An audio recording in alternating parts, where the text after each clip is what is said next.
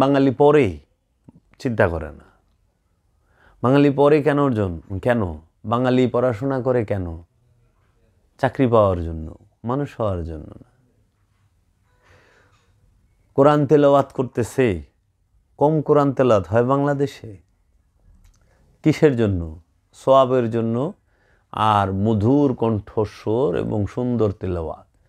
কিন্তু কোরআনের যে মর্মবাণী, কোরআনের যে মূল দর্শন, কোরআনের যে মূল বাণী, সেই মূল বাণীগুলোর দিকে একবারও তাকায় না। যে কোরআনের মধ্যে 274 বার আল্লাহ কইছে অন্যের হক মাইরা খায়ও না, অন্যের সম্পদ লুইটা নিও না, অন্যরে কষ্ট দিও না, তোমার হাতের দ্বারা যেন অন্য কষ্ট না পায়, তোমার জবানের দ্বারা যেন অন্য মানুষ কষ্ট না পায়, তোমার কর্মের দ্বারা যেন অন্য মানুষ কষ্টে না পায়। কোরআনে সর্বখানে আত্মসমর্পণের কথা। দেখো তো, এখন আল্লাহর নাম নারায়ে তাকবীর আল্লাহু আকবার কে মানুষ জবাই করা হয়, নারায়ে তাকবীর আল্লাহু আকবার কয়া মানুষের সম্পদ লুটতরাজ করা হচ্ছে। তাহলে মানুষ কোরআন তো কম পড়ে না, তাহলে কি বলবেন আপনি এই জাতিকে এইরকম মদপতনে কে নিয়ে গেল, কারা নিয়ে যে?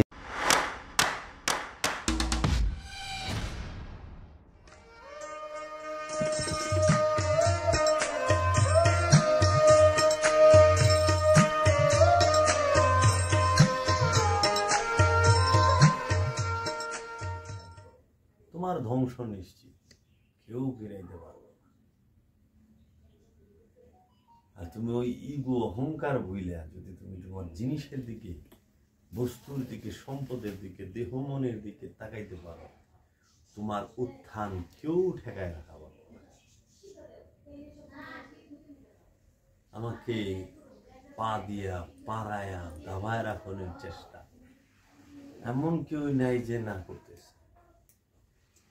আমার ঘরের মানুষ, আমার আত্মীয় স্বজন, আমার প্রতিবেশী, মৌলবাদী সমাজ, সমাজের মায়মাতবররা, এমনকি অনেক মাসায়েখ, কিন্তু বিশ্বাস করো আমি তাদের কোনো কথার দিকে খেয়াল করি না, তাকাই না। আমি কি করি জানো? আমি আমার দিকে তাকায় রয়েছি, আমার কর্মের দিকে তাকায় রয়েছি 24 ঘন্টা। কে কি কইল শুনবারও সময় নেই। এর জন্য আমার উত্থান ঠেকায় রাখবো কেউ হয় নাই। আমি যেখানেই যাই বললাম, আমার গ্রানে, আমার সন্ধানে, আমার ভক্ত সেখানেই যায় দাঁড়ায় যাব, বাবা আমি আইছি। এইটাই চরম পাওয়া। তুমি অন্যদিকে খেয়াল করতে যাও না। তোমার যা আছে তুমি এটা নিয়ে সুখে থাকো, যেটা আছে সেটাকে তুমি যত্ন করো।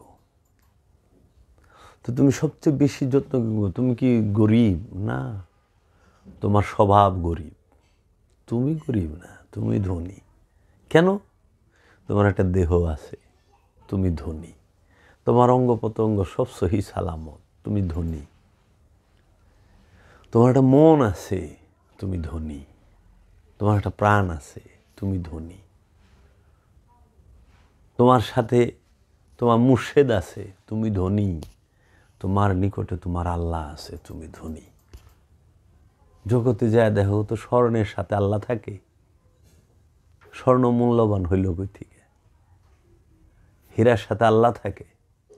হীরা মূল্যবান হইল কই থেকে? অর্থ সম্পদের সাথে আল্লাহ থাকে না? তো ওগুলো মূল্যবান হইল, মূল্যবান তুমি, কারণ তোমার সাথে আল্লাহ আছে।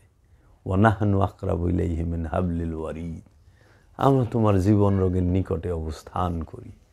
মা, তোমার নিকটে আল্লাহ আছে, তুমি ধনী। তোমার কাছে আল্লাহ সবচেয়ে বড় নিয়ামত পাঠাইছে, কাদ জাআকুম মিনাল্লাহি নূর ওয়া কিতাবুম মুবিন।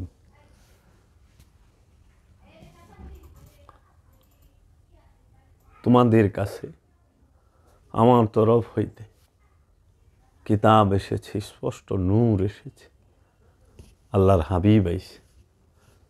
আমরা সবচেয়ে ধনী, তুমি মানুষ হয়ে তুমি ধনী কেমনে? তোমার নফসকে পবিত্র করার লিগা রবের সবচেয়ে বড় নিয়ামত, রবের সবচেয়ে বড় এহসান, রবের সবচেয়ে বড় দয়া করুণা, সব রাহমাতাল্লিল আলামিন মানব রূপে আমাদের নিকটে আসছে। আমাগো থেকে বড় ধনী নাই তো মা। আমাগো প্রাণের নিকটে আল্লাহ আছে, আমার মাওলা আছে, আমাদের নফসের নিকটে। তা তোমরা মনে করো তোমাকে টাকা নাই, তোমরা বুঝি ধনী না। টাকা হইলে ধনী হয় রে পাগল। তোমাকে স্বর্ণ নাই, হীরা নাই, ঘর নাই, না, সবচেয়ে ধনী তুমি, কিন্তু তোমার স্বভাব গরিব হয়ে বয়ে রয়েছে। তুমি কল্পনাই করতে পারো না তুমি কার সাথে হাঁটো, তুমি কার সাথে থাকো, তুমি কোথায় আছো। তুমি যেদিন এটা ভাবতে পারবা তোমার দুঃখ থাকবে না, তোমার কষ্ট নাই। ও মা, কম খাইলে দেহ ভালো থাকে, বেশি খাইলে দেহ নষ্ট হয়, বুঝছো? মানুষরে আল্লাহ এমন নিয়ামত দিছে, এই মানুষ সৃষ্টি কইরা, এই প্রাণকে সৃষ্টি করে আল্লাহ এই প্রাণের জন্য সবচেয়ে জরুরি যে জিনিসগুলো, সেই জিনিসগুলোকে প্রাণের সবচেয়ে নিকটে করছে এবং সবচেয়ে সস্তা করছে, সহজলভ্য করছে, মূল্যহীন করে দিছে। তুমি দেখো ছায়া, মানুষ সে তার বাঁচার জন্য তার ইয়ের প্রয়োজন, যেটা না হইলে মানুষ বাঁচে না। কোন কোন জিনিস দেখো তুমি যায়া, যে মানুষ খাদ্য ছাড়া বাঁচে না। খাদ্যরে মানুষের জন্য আল্লাহ জমিনে জন্মায় সৃষ্টি করে দিছে, জমিনের মধ্যে খাদ্য শস্য হয়, খাবার দাবার, ওইটার একটু মূল্য দিতে হয়। আচ্ছা, মানুষ কিন্তু বস্ত্র লাগবে, বস্ত্র ছাড়া মানুষ কষ্ট হয় বাঁচতে, কিন্তু বস্ত্র ছাড়াও মানুষ বাঁচে। আগে পোশাক ছাড়া বাঁচত, এর লেগে পোশাকটা মানুষ থেকে একটু দূরে ক্রয় করতে হয়, মিল ফ্যাক্টরিতে তৈরি হয়, একটু দাম রাখছে, বস্ত্রের একটু দাম। তার থেকে সস্তা মানুষের আল্লাহ কি করছে, মানুষ ঘর ছাড়াও বাঁচছে। ঘর বাড়ি যখন ছিল না, গাছতলায় মানুষ বাঁচছে, ওইটা আর একটু দামি, ওইটাও একটু দূরে রাখছে। কিন্তু ওর থেকে হইল তোমার খাবার দাবার, খাদ্য ছাড়া বাঁচে না মানুষ। তা খাদ্যরে মানুষের আরও নিকটে করছে এবং সস্তা করছে। অল্প একটু টাকা হইলে তুমি রুটি পাও, ভাত পাও, আলুর ভর্তা, ডাল পাও, তাই না? ফল ফলাদি গাছে পড়ে রয়েছে, জল জঙ্গলে ফলের অভাব নাই, আম কাঁঠাল তাল বেল কোনো কিছুর অভাব নাই, গেলেই পাও। তাহলে ওইটা তার থেকে জরুরি কি? খাবারের থেকে। খাবার 3 দিন না খাইলেও বাঁচন যায়, কিন্তু তার থেকে জরুরি কি? পানি। তো পানিরে কি করছে? মানুষের আরও নিকটে করছে, নদী নালা দিয়া, জলাশয় দিয়ে ভইরা রাখছে, যে পানি ছাড়া বাঁচব না। তাহলে পানি আরও নিকটে এবং আরও সস্তা। পানি কিনতে টাকা লাগেই না, নদী নালাতে বইরালেও টাকা লাগে। অহনে সেন পানির ব্যবসা করে, আদমের জমানায় থেকে পানির ব্যবসা করে নাই, মোহাম্মদ সাল্লামের জমানায় থেকে পানির ব্যবসা করে নাই, আধুনিক জমানায় পানির বদলে ভরে, এটা একটা পলিসি, তাই না? তাহলে পানি আরও সস্তা, কারণ পানির অপর নাম জীবন, পানি ছাড়া মানুষ বাঁচে না। পানি থেকে আরও জরুরি কি? বাতাস, অক্সিজেন, এটা আরও নিকটে করে দিছে, একদম নাকের কাছে। এটার কোনো বিলই দেওয়ান লাগে না, কষ্টও নাই। তাহলে যে জিনিস যত মানুষের জীবনে জরুরি, সেই জিনিস মানুষের তত নিকটে, নিঃশ্বাসের থেকেও নিকটে রব্বুল আলামিন। নাহানু আকরাবু ইলাইহি মিন হাবলিল ওয়ারিদ। আমরা তোমার জীবন রোগের নিকটে অবস্থান করি। এর লেগে রব্বুল আলামিন কয় 7 আসমানের উপরে থাকি, 7 আসমানের উপরে থাকে, আমাগো দৃষ্টি সাত আসমানের উপরে যায় না, কারণ আমাদের দৃষ্টি একটা রেঞ্জ আছে, একটা দূরত্ব আছে। এই দৃষ্টি সাত আসমানের উপরে যায় না, এর লেগে আমরা দেখি না। অনেক জিনিস, যে কোনো বস্তু যদি আমার চোখের রেঞ্জের বাইরে যায় তাও দেখুম না, আবার যদি দৃষ্টির একদম উপরে বহে তাও দেখুম না। এর মাঝামাঝি থাকতে হইব, দৃষ্টি থেকে একটু দূরে থাকতে হইব, তাইলে দেখুন। এখন মনে করো একটা পাথরের থেকে যদি ওই 300 মিটার দূরে থাকে, আমার চোখ দেখব, তাই না? যদি 1000 মিটার দূরে থাকে তাহলে আর দেখব না। আবার ওই পাথরটাই যদি আরও কাছে আইনা চোখের উপরে দেয় তাও দেখব না। দেখবার হলে মাঝামাঝি লাগবো। আমি আমার দয়াল মুর্শিদ বাবা জাহাঙ্গীর জীবনে যে কথা কইছে আমি সব হৃদয়ে গাইথা রাখছি। আমি আমার দয়াল যখন বাণী বলছি, আমি কোনো দিন গার ঘুরাই নাই, অন্যদিকে তাকাই নাই। মুরিদের হইতে হবে এমন যে উত্তপ্ত তাওয়ার মতো এক ফোঁটা পানি পড়লে শুইসা নিব। মুর্শিদ বাণী বলবে, সে হৃদয় দিয়ে উপলব্ধি করবে। তুমি শুনলে হবে না কথা, উপলব্ধি করতে হবে। পড়লেই হবে না, পইরা ওইটা চিন্তা করতে হইব, ভাবতে হবে। এই জাতির অধঃপতন, এই বাঙালি জাতির অধঃপতন কেন? এই জাতিতে তো এখন ছাত্রছাত্রীর অভাব নাই। এই বাঙালি জাতির বর্তমান পরিস্থিতি অধঃপতন কেন? কেন শিক্ষককে ছাত্ররা জুতা দিয়ে পিটায়? কেন শিক্ষকের গলায় ছাত্ররা জুতার মালা দেয়? কেন শিক্ষককে জোর করে বাইর করে? রেজাল্ট তো খারাপ নাই, কিন্তু সমস্যা হইল এই বাঙালি জাতির অধঃপতন। বাঙালি জাতির পড়ার অভ্যাস নাই। বাঙালি জাতি এমন যে সে মানুষ হইতে চায় না, সে ভালো রেজাল্ট করে চাকরি পাইতে চায়। যার জন্য বাংলাদেশেও প্রশ্ন ফাঁস হইলে কোটি টাকা দিয়ে প্রশ্ন কিনা তারা বিসিএস ক্যাডার হইবার চায়, লক্ষ টাকা দিয়ে প্রশ্ন কিনা বিসিএস ক্যাডার হইতে চায়। কেন? সে পড়তে চায় না। যে জাতি পড়তে চায় না সে জাতি ভাবতে এবং চিন্তা করতে জানে না। চিন্তা ভাবনা করতে গেলে তোমাকে পড়তে হবে। তো পড়ার সংস্কৃতি এই বাঙালি জাতি থেকে উঠে গেছে,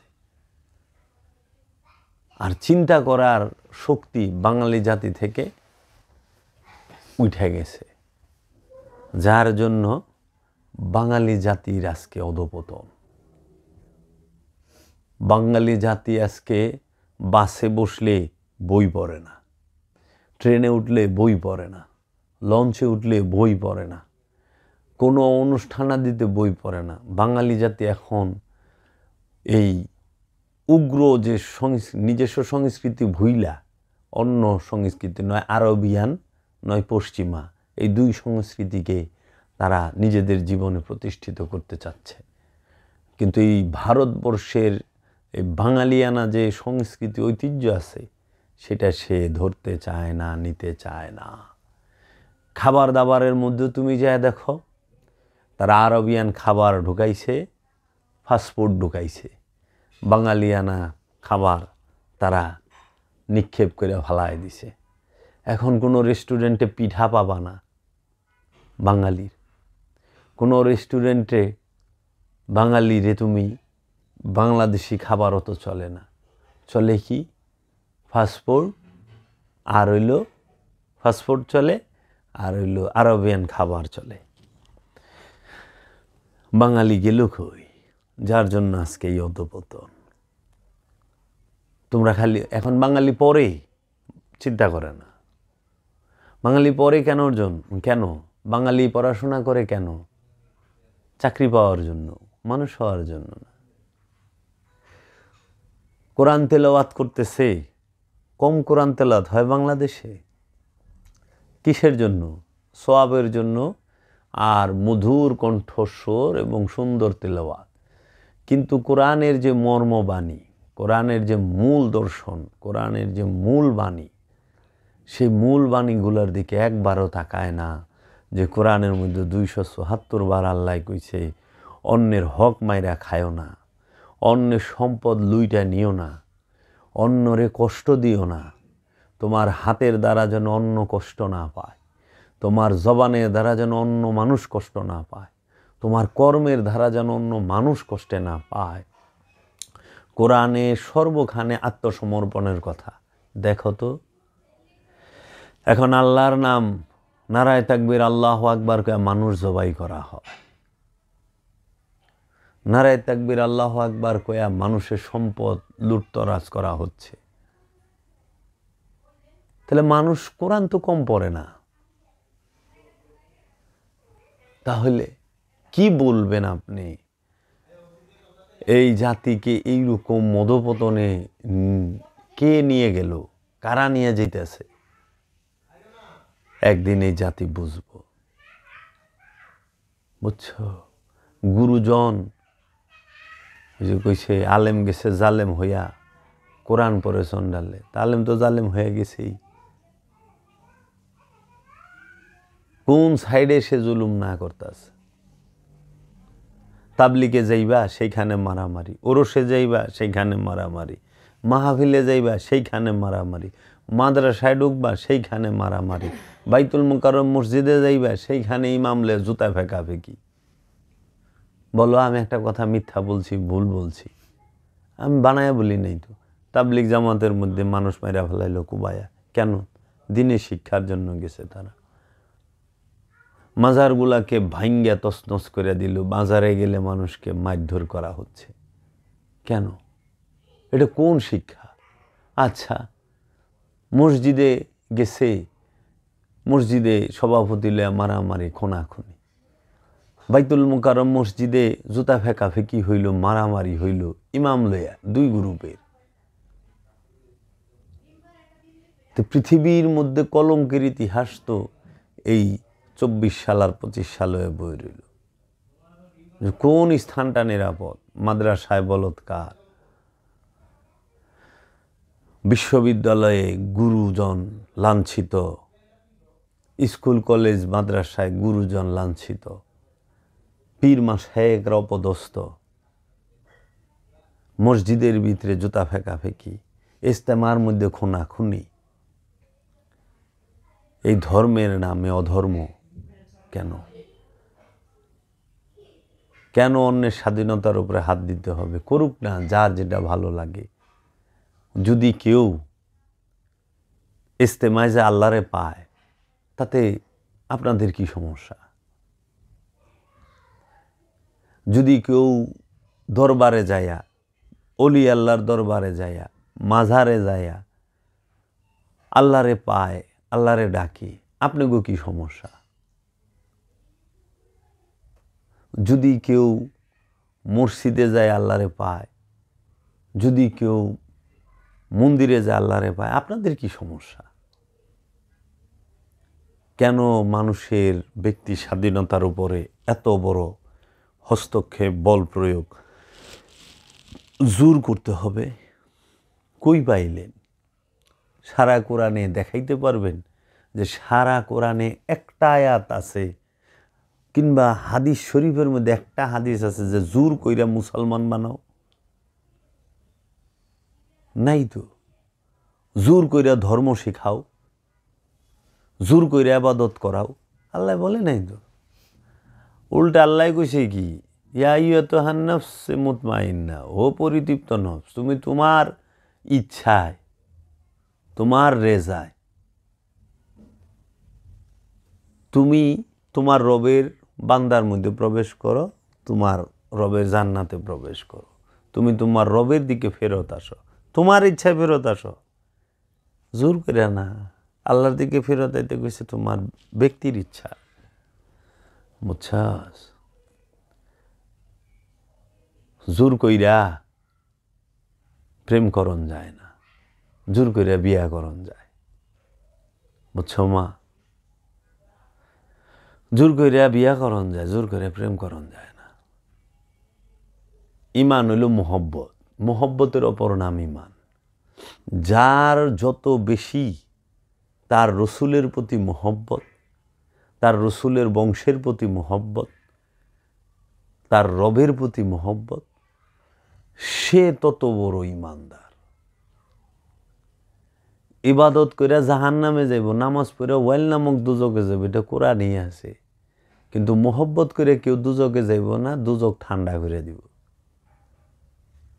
বুঝছো, মহব্বতে দুজক ঠান্ডা হয়, আর ইবাদত কইরেও দুজকে যাওয়ান লাগে। এর লেগে আল্লাহ কি সুন্দর করে দিছে। আল্লাহ কার সাথে থাকে? সবটি মহব্বত। আল্লাহ কয় নাই আমি দাড়ি আল্লাহর লগে থাকি, যার দাড়ি বড় আমি তার লগে আছি, বলে নাই আল্লাহ কোরআনে, হাদিস বলে নাই। আল্লাহ বলে নাই আমি টুপি আল্লাহর লগে থাকি, যার টুপি যত বড় আমি তার লগে থাকি। যদি আল্লাহ কইতে আমি দাড়ি আল্লাহর লগে থাকি, তো সর্বপ্রথম আল্লাহর সৃষ্টির একটা অংশ বাদ পড়ে যেত, সেটা নারীরা। নারীগো দাড়ি নাই, এর জন্য আল্লাহর নারীগুলোর লগে থাকবো না, খালি পুরুষ নরের সাথেই থাকতো।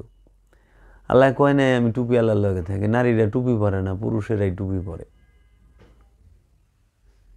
তো টুপি আল্লাহর লগে আল্লাহ থাকে না, দাড়ি আল্লাহর লগে আল্লাহ থাকে না। আল্লাহ বলে নাই আমি পাগড়ি আল্লাহর লগে থাকি। আল্লাহ বলে নাই যে পাঞ্জাবি পরে তার লগে আমি থাকি।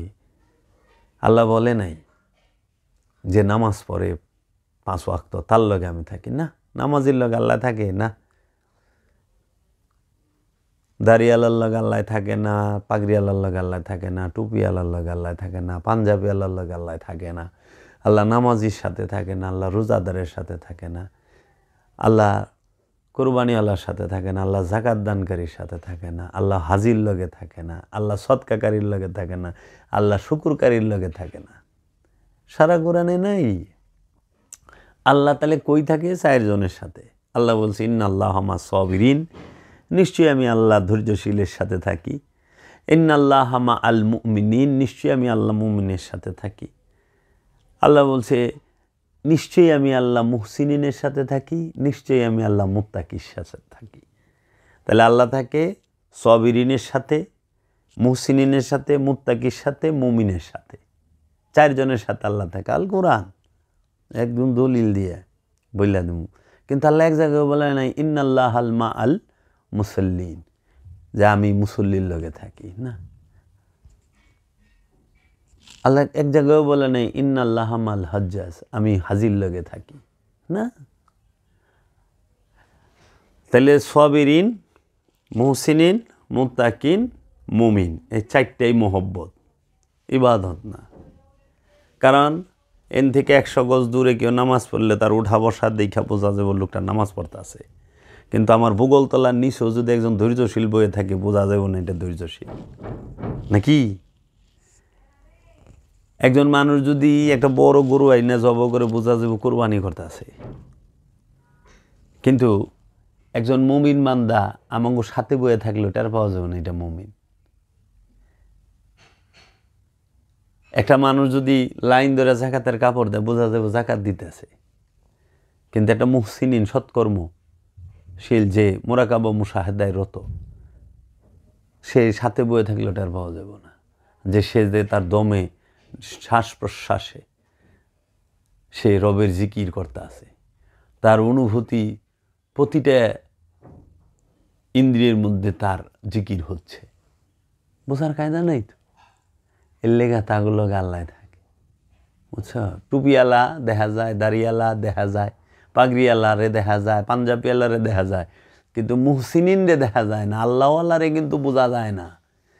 দাড়িওয়ালারে বোঝা যায়, পাগড়িওয়ালারে বোঝা যায়, টুপিওয়ালারে বোঝা যায়, বুঝছো। কোরবানিওয়ালারে বোঝা যায়, শরীরে রক্ত লাগিয়া থাকে। জাকাত দানকারীওয়ালারেও বোঝা যায়, কিন্তু আল্লাহওয়ালারে বোঝা মুশকিল, যার লগে আল্লাহ আছে। মুহসিনিন, মুত্তাকি, সাবিরিন, মুমিন। আল্লাহ কয়জনের লগে থাকে? 4 জনের লগে। কার সাথে? ধৈর্যশীলের সাথে, মুমিনের সাথে, মানে ইমানদারের সাথে। মুমিন মানেই পরিপূর্ণ ইমানদার, ইমানদারের সাথে। মুত্তাকি, যে অসৎকর্ম পাপ কর্ম করতে ভয় করে, আল্লাহর ভয় করে, যে এখন অপকর্ম করুম, একটা অন্যায় করুম, আল্লাহ তো আমাকে ধরব, যে তাকওয়াকারী মুত্তাকি, তার সাথে আল্লাহ থাকে। আর মুহসিনিন, যিনি সব সময় আমলে সালেহার উপর অবস্থান করে, মুরাকাবা মুশাহেদার দায়মি সলাতের উপর অবস্থান করে, যিনি খান্নাসরূপী শয়তানের বিরুদ্ধে সর্বক্ষণ জিহাদে লিপ্ত থাকে এবং ওইখানে উত্তীর্ণ হয়, তার সাথে আল্লাহ থাকে। বুঝছ? কার কাল্লগ আল্লাহ থাকে?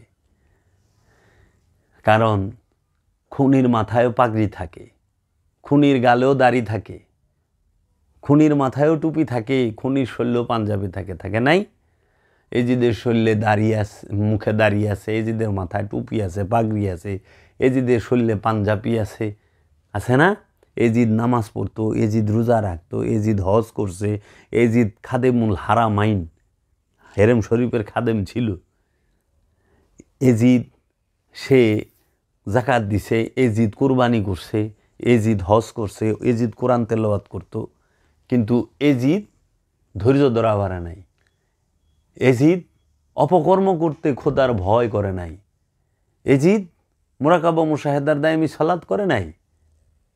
এজিদ সে মুমিনকে হত্যা করতে, মুমিনদের পিতাকে হত্যা করতে দ্বিধা করে নাই। এজিদ মাওলা হুসাইনকে হত্যা করছে, এজিদের বাহিনী মাওলা হুসাইনকে হত্যা করছে নামাজ পড়ে। এর লেগা নামাজি জান্নাতে যাবে না, আল্লাহ কয়ে থুইছে জান্নাতে যাবে মুত্তাকি। সারা কোরআন বড় মুত্তাকির কথা জান্নাতে, বুঝছ? আর আল্লাহ নামাজির লগে থাকে না, মুমিনের লগে থাকে। এর লেগে এজিদ নামাজি, কিন্তু ওর লগে আল্লাহ নাই। আর মাওলা হুসাইনের লগে আল্লাহ দাঁড়ায় রয়েছে, আল্লাহ মিলা রয়েছে, আল্লাহ সর্বক্ষণ রয়েছে। বুঝছ মা? এগুলো বুঝতে হবে। এর লেগে দাড়ি টুপি জুব্বা কুব্বা দেখা পাগল হইও না। তুমি মনে করতাছ হয়তো আরে মৌলবী মানুষ, বড় বড় দাড়ি আছে, জুব্বা পড়ছে, মনে হয় ভালা মানুষ। কিন্তু তুমি কেমনে জানো যে হ্যাঁ, যে নামাজ পড়ার পর এই মানুষের লগে ফেসাদ লাগাই দেয়, মানুষের লগে মারামারি লাগাই দেয়, মানুষের বাড়িতে আগুন ধরায় দেওয়ানের বুদ্ধি দেয়, মানুষের সম্পদ লুট করে নেওয়ানের বুদ্ধি দেয়, মানুষকে হত্যা করার লেগা পরামর্শ দেয়। এগুলো তো সব খারাপ গুণ। এখন তুমি যে খেয়াল করো, আমার বাড়িতে হামলা করন লাগবে, এই বুদ্ধি তো মূল্যায় দিছে মানুষে। আমার বাড়ির সম্পদ লুট করে নিতে হবে, এটি তো মূল্যায় দিছে মানুষে। কিন্তু নামাজ তো পড়বার লইছে, দাড়িও আছে, জুব্বা আছে, পাগড়িও আছে, টুপিও আছে, কিন্তু এইটির আড়ালে সে আমাকে হত্যা করার জন্য মানুষকে উস্কায় নিয়ে আসছে, আমার ফ্যামিলির মানুষকে হত্যা করা, আমার ভক্তগো আঘাত করার জন্য, মারধর করার জন্য মানুষকে উস্কায় নিয়ে আসছে। তো এটা কি এর লগে আল্লাহ থাকবো কোনো দিন? এটা কি মুসলমানের কাম? জীবনও না। এর লেগে দাড়ি টুপি দেখে পাগল হয়ে না যে মৌলবী মানুষ হয়তো দাড়ি টুপির আড়ালে বলৎকারও করে, করতেছে তো। এর জন্য দেখো যে তোমরা দাড়ি টুপি দেখে সুন্দর সহিষ্ণুতা আরবি পরে পাগল হইও না।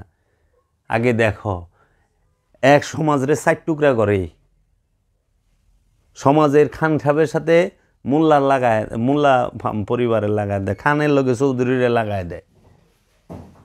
এই লোক হইতে সাবধান। এর জন্য আল্লাহ সব সুন্দর করে কয়ে দিছে, এই কোরআন স্পষ্ট, কোরআন মহাসত্য, কোরআনের সব পরিপূর্ণ, কোরআন অপূর্ণ নয়, পরিপূর্ণ আল কোরআন। কিন্তু ধরতে পারো নাই তোমরা।